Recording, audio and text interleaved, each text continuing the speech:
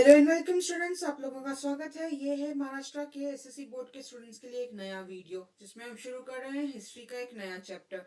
सो hi welcome, मेरा नाम है सिमरन मतलानी, ये है history by Simran Matlani.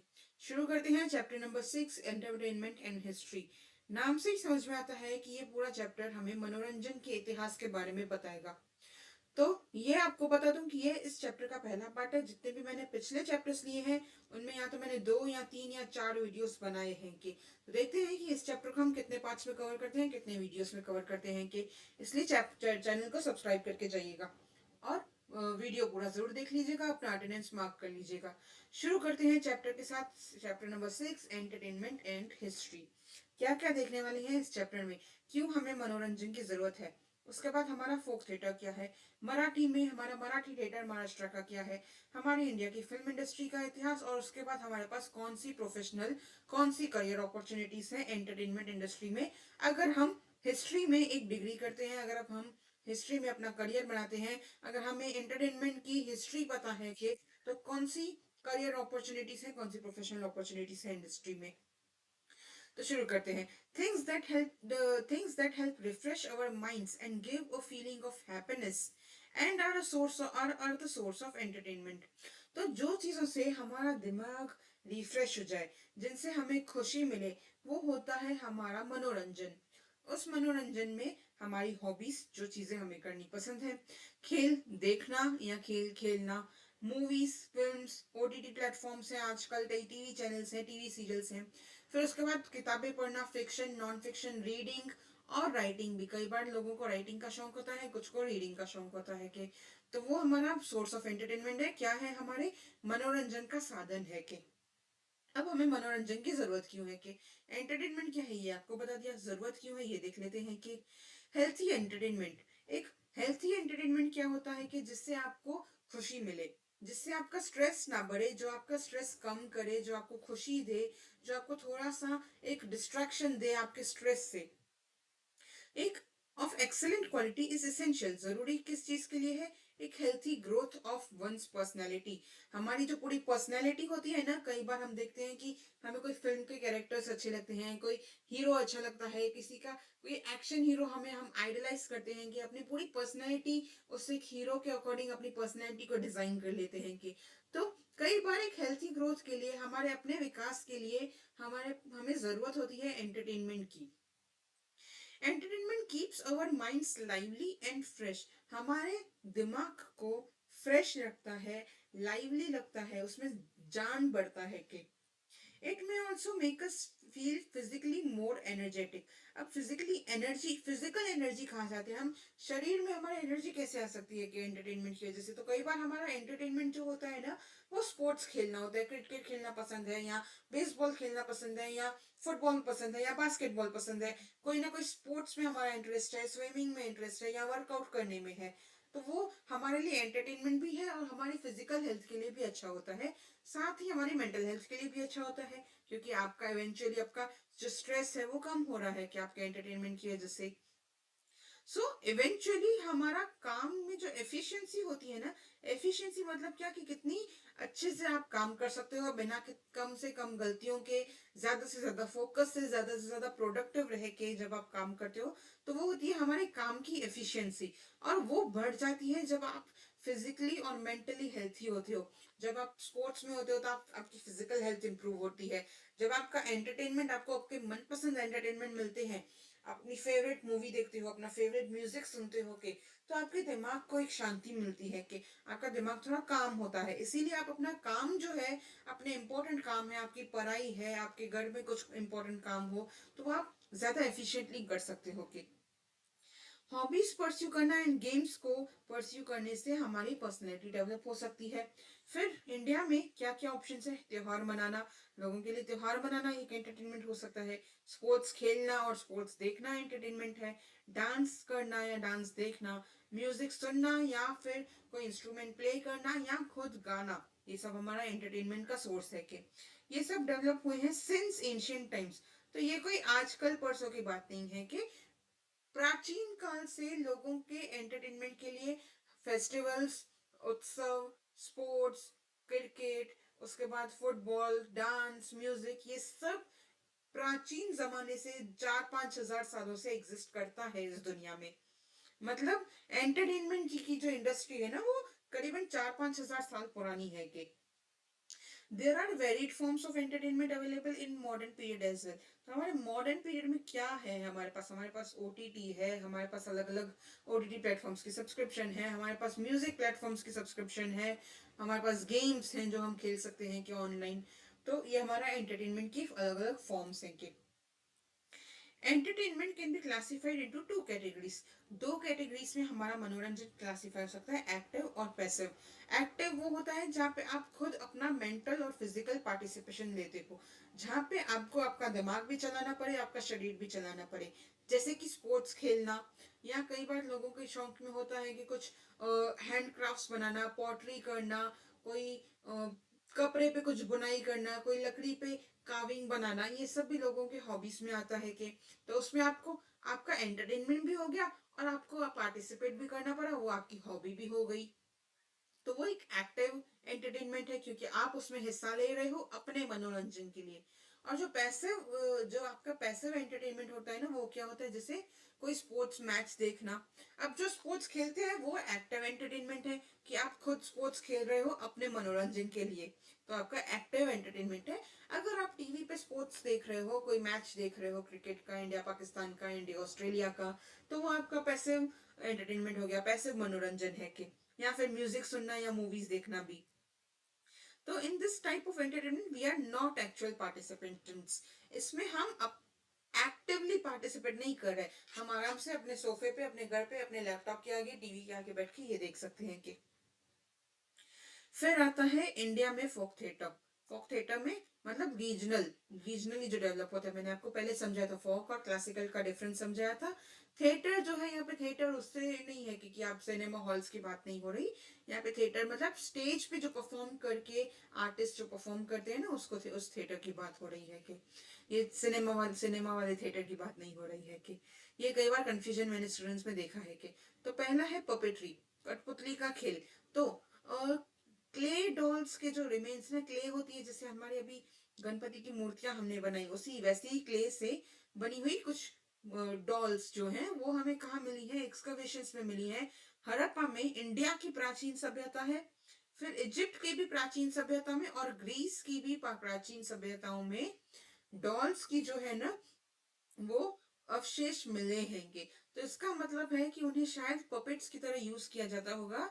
And as puppets उस वक्त कठपुतली का खेल as an source of entertainment रहा होगा। तो कठपुतली का खेल एक कह सकते हो दुनिया का सबसे पुराना एंटरटेनमेंट हो सकता है कि तो प्राचीन भारत में क्या मटेरियल यूज होता था, लकड़ी, वुड यूज होता था, वूल होता था, लेदर था, हॉर्न जैसे जानवर होते हैं, राइनोसोरस होते हैं।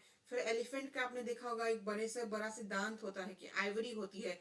तो उन उन मटेरियल्स को भी यूज किया जाता था ये पपेट या ये डॉल या कठपुतलियां बनाने के लिए।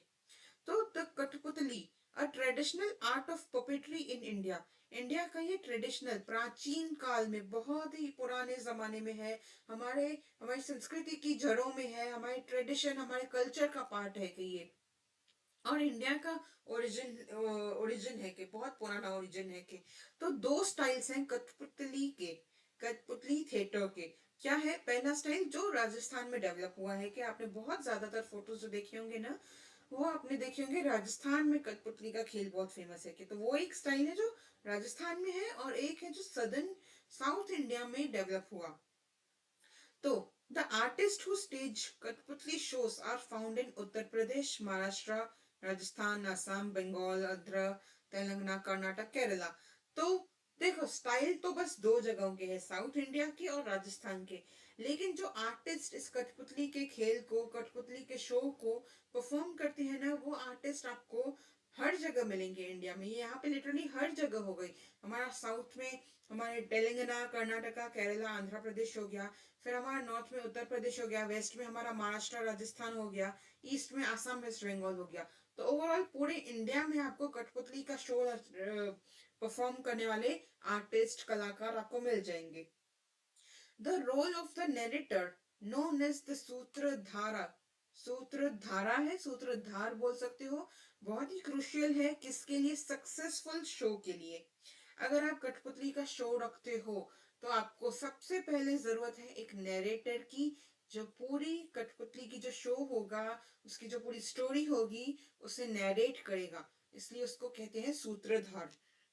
आई थिंक मैंने आपके लिए यहाँ पे कुछ इमेजेस भी उसके हिसाब से रखी हैं कि देखो, जैसे यहाँ पर आपको एक फोटो दिखेगी, ये एक कठपुतली के शो का ये है। छोटा सा स्टेज बनता है, कि बहुत बड़ा स्टेज नहीं है, देखो तो बहुत बहुत ही बड़ा स्टेज नहीं है, ये छोटा सा स्टेज है। यहाँ पे जो लोग बैठते हैं, ये बैठे हुए हैं, ये कह सकते हो कि एक तरीके से नैरेटर्स हैं जो गा के पूरी स्टोरी सुनाते हैं। फिर यहाँ पे आप देखोगे ये जो हिस्सा है ना पर्दे के पीछे का, इधर एक आर्टिस्ट रुकता है जो अपनी उंगलियों पे इन कठपुतलियों को बांधता है और उनको चलाता है कि जैसे जैसे स्टोरी आगे बढ़ती है। अब क्योंकि देखो यहाँ पर ये यहाँ तक ऐसा पर्दा लगा हुआ है, अगर आप सोचो आप आगे इसके यहाँ पर ऑडियंस में कहीं बैठे होके और इस तरफ देखोगे, तो यहाँ तक तो पर्दा लगा हुआ है, मतलब इस पर्दे के पीछे यहाँ पे जो पर्सन ये कठपुतलियां चला रहा होगा वो आपको दिखेगा नहीं।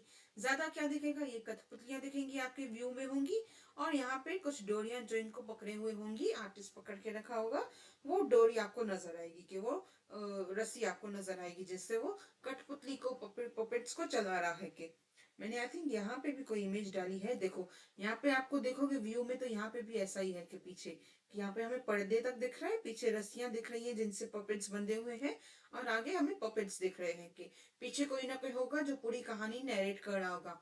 पर्दा जो है, पर्दे का डिजाइन बनाते हैं उस हिसाब से कि जो सीन हमें दिखाना है, कि यहाँ पे मतलब कोई गांव का सीन है तो पूरा पर्दा ऐसा पेंट किया होगा कि पूरा गांव का सीन लगे।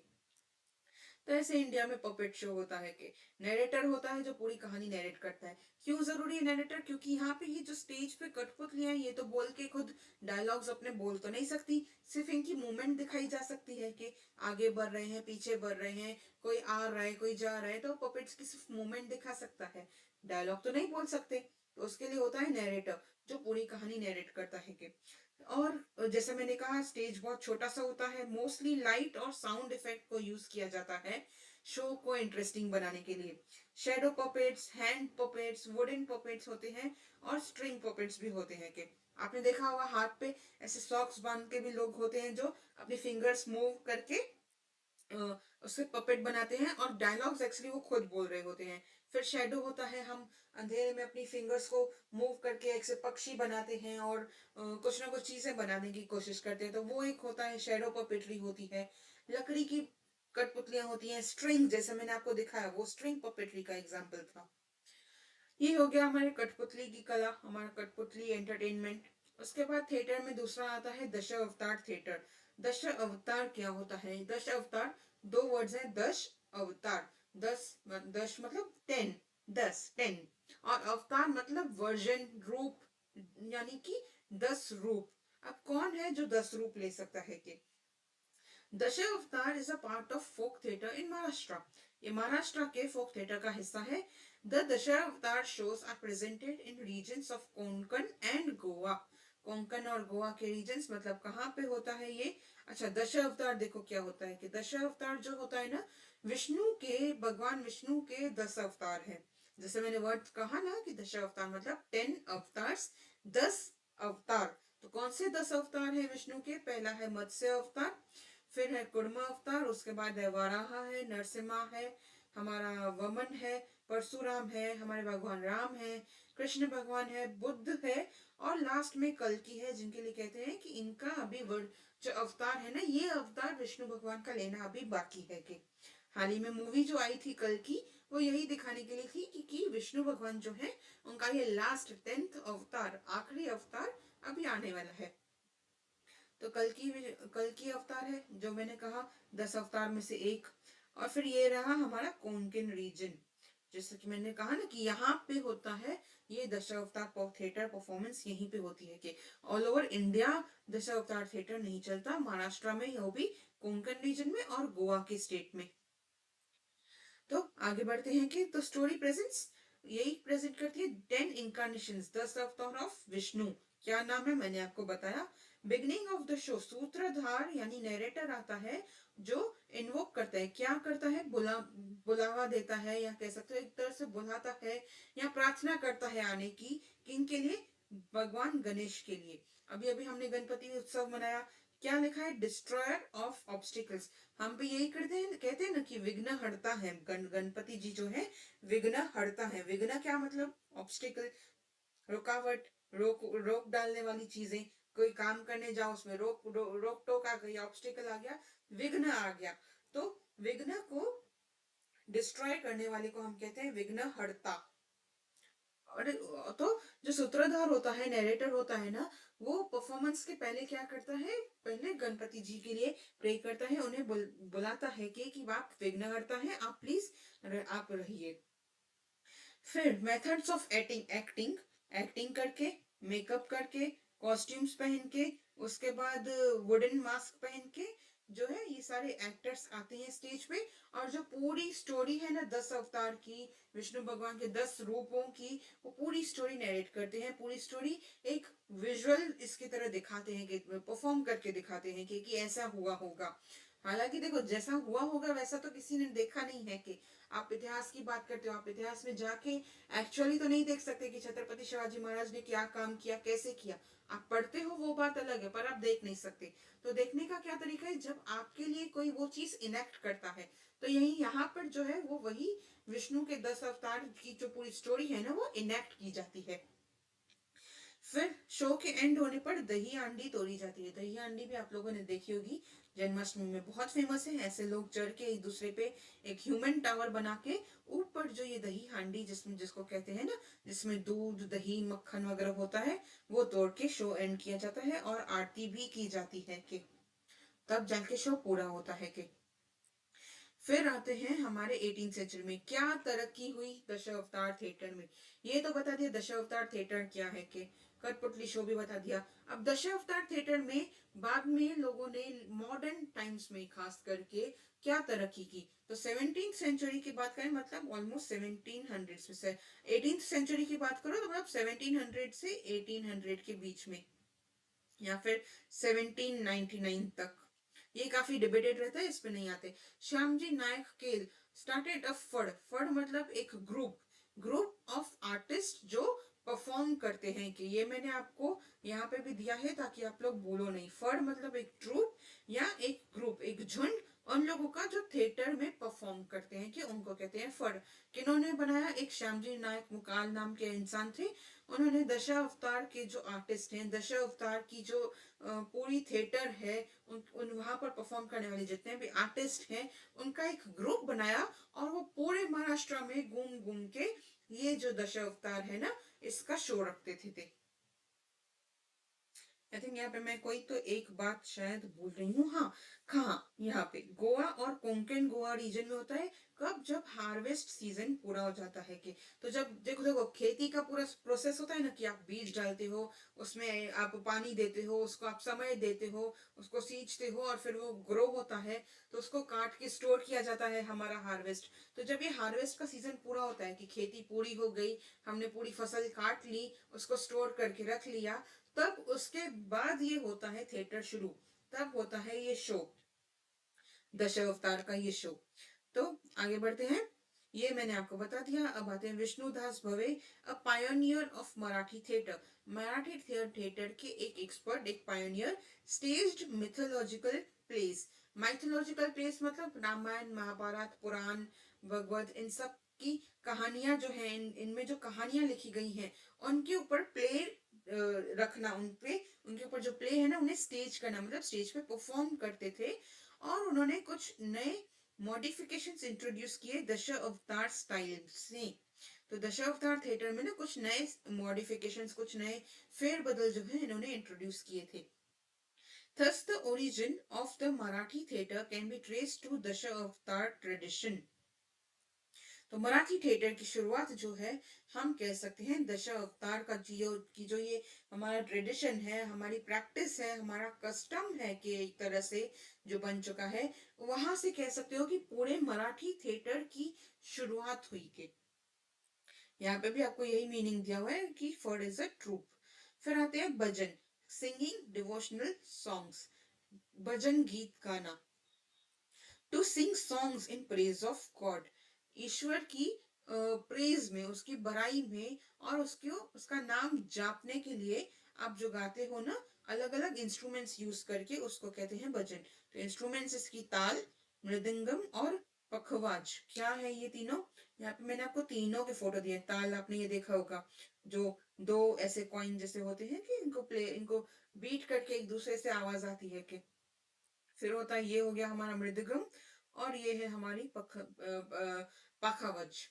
तो इन ऐसे इंस्ट्रूमेंट्स को यूज करके लोग अक्सर ईश्वर की महिमा के लिए गाते हैं, कि उनको कहते हैं भजन। तो दो तरह के भजन आपको बताए गए हैं, चक्री भजन और सोंगी भजन। चक्री भजन जो है उसमें ना, जो भक्त होते हैं, श्रद्धालु होते हैं, वो सर्कुलर फैशन में से गोल घूमते घूमते गाते हैं बिना किसी ब्रेक के। वहीं जो सोंगी भजन है ना, वहां पे जो सिंगर होता है वो एक भक्त की तरह डायलॉग्स डिलीवर करता है, जैसे वो ईश्वर से बात कर रहा हो, एक भक्त ईश्वर से बात कर रहा हो, ऐसे डायलॉग्स। लेकिन उन डायलॉग्स को गाता है, गाते हुए वो भजन गाता है, कि वो भी एक तरीके के भजन होते हैं।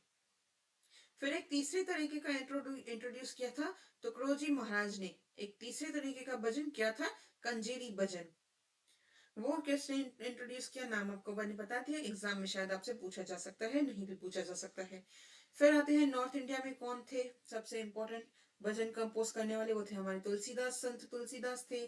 फिर हमारे पोएट हैं सूरदास, फिर है संत मीराबाई, और हैं कबीर। इनके भजन जो है बहुत ही फेमस हैं, कि इनके आपने नाम सुने होंगे बहुत बार। कंपोजिशन ऑफ पुरंदर दास और कनक दास और विजय दास और महेंद्र गुरु स्वामी और त्यागराज, ये सब कर्नाटक में बहुत फेमस है। गुजरात में नरसिंह मेहता ने एक नया मोमेंटम, एक नई स्पीड दी थी भक्ति मूवमेंट को। फिर हमारे महाराष्ट्र में हो गए संत नामदेव, जिन्होंने भजन कीर्तन की शुरुआत की थी, सपोर्ट किया था। वरकारी सेक्ट, वरकारी सेक्ट एक होता है हमारे महाराष्ट्र में। वरकारी सेक्ट जो है वो विष्णु भगवान के विठोबा या विठल अवतार की पूजा करते हैं कि। तो उन्होंने भी डेवलप किया ये भजन भजन कीर्तन की प्रक्रिया को। इस would you would like to know को हम बाद में देखेंगे, बहुत ही आपको इस वक्त इन डेप्थ लगेगा, तो इसको हम बाद में आते हैं कि कीर्तन देख लेते हैं क्या है। भजन हो गया, कीर्तन क्या है। अभी देखो भजन और कीर्तन में फर्क क्या है। बोलते तो हम लोग साथ में कि भाई भजन कीर्तन चल रहा है, पर भजन यूजुअली जो होता है ना, या तो इंसान अकेले में गाता है, या दो तीन लोगों के साथ, या छोटे से ग्रुप के साथ बैठ के गाता है। पर कीर्तन जो होता है ना, वो पूरी सोसाइटी आती है कि बैठती है उस कीर्तन के लिए। तो Narad Muni suppose to be the founder of kirtan tradition. किसको कहा जाता है जिसकी शुरुआत की होगी? जिन्होंने, वो है नारद मुनि जी, कि इन्होंने कीर्तन की जो पूरा ट्रेडिशन है ना कीर्तन का, वो उन्होंने शुरू किया। महाराष्ट्र में कहते हैं कि ये काम किया था संत नामदेव ने, और दूसरे संतों ने इनकी मदद की कि इनको फ्लरिश किया जाए और बढ़ावा मिले। फिर जो कीर्तन गाते हैं उनको कहते हैं कीर्तनकर, या हरिदास, या काथेकरी भुवा। तो ये तीनों वर्ड्स आप याद रखिएगा, एग्जाम्पल में आप ये एग्जाम में लिख के आ सकते हैं। कीर्तनकर को हरिदास भी कहते हैं, काठेकरी भुआ भी कहते हैं कि। तो he has to dress in a traditional way. आप कभी भी, अब देखोगे कीर्तन करने के लिए, कभी आप बैठ किसी जाओगे ना, देखोगे वहां पर कि जो कीर्तन करने आए होते हैं, कीर्तन करने या हरिदास होते हैं, वो एक सर्टेन ट्रेडिशनल अटायर में होती है। सर पे किसी तरह की पगड़ी या पगबंदी होती है, कि एक सिंपल अटायर पहनेंगे या मोस्टली व्हाइट अटायर पहनेंगे। और he needs to train himself in oratory. Oratory का मतलब कि आप पब्लिक स्पीच में, जब आपको एक पब्लिक के सामने बोलना है, तो वो आपकी पावरफुल स्पीच रहे। आपके अंदर वो टैलेंट होना चाहिए, इतना आपकी अच्छी ट्रेनिंग होनी चाहिए कि जब आप पब्लिक से बात करते हो ना, तो आपकी स्पीच इम्पैक्टफुल हो, आपकी बात करने का लहजा जो है लोगों के ऊपर प्रभाव दे। फिर हो गया सिंगिंग में अच्छे होने चाहिए। म्यूजिकल म्यूजिकल इंस्ट्रूमेंट्स, जैसे कि मैंने आपको तीन इंस्ट्रूमेंट्स दिखाए, म्यूजिकल इंस्ट्रूमेंट्स में अच्छे हो। डांस में अच्छे हो। ह्यूमर, कई बार हंसी मजाक हंसी टिटोली होती है, कि कहानियां सुनाई जाती हैं, कि लोगों को हंसाया भी जाता है, तो ह्यूमर में भी अच्छा होना चाहिए। बात करने में अच्छे होने चाहिए, गाने नाचने में अच्छे हों, इंस्ट्रूमेंट्स प्ले करने में अच्छे हों, तो तभी आप एक अच्छे कीर्तनकर होंगे। He needs to be very well informed. लोगों की जानकारी होनी चाहिए, कि उसको इंफॉर्मेशन होनी चाहिए, कि कीर्तन is performed in a temple. या तो टेम्पल में होती है यूजुअली ये कीर्तन, या प्रीसिंक्ट ऑफ अ टेम्पल, या फिर टेम्पल के आसपास किसी जगह पे। कई बार टेम्पल के बाहर, मंदिर के बाहर पंडाल लगाए जाते हैं, या फिर ऐसा कह सकते हो टेंट लगाए जाते हैं। वहां पे स्टेज लगाकर वहां पर आते हैं कीर्तनकार, जो पूरा कीर्तन चलता रहता है कि। तो आगे आता है हमारा ललित है, फिर हमारा भरूड है। चलिए ये सब हम कल कर लेते हैं। आप लोग जाइएगा, तब तक इसको रिवाइज करिएगा और टेलीग्राम चैनल को ज्वाइन करिएगा। क्यों?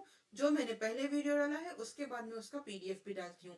तो यहाँ पे जो मैंने ये पीडीएफ से आपको मैंने ये इमेजेस दिखाई है, पढ़ाया है ना, ये पीडीएफ आपको मिलेगा टेलीग्राम चैनल पे। तो जाइएगा टेलीग्राम चैनल ज्वाइन करिएगा। और ये बार बार गलत होता है। तो जाइएगा टेलीग्राम चैनल ज्वाइन करिएगा। मिलते हैं अगले वीडियो में, तब तक अपना ध्यान रखिएगा। मिलते हैं अगले वीडियो में।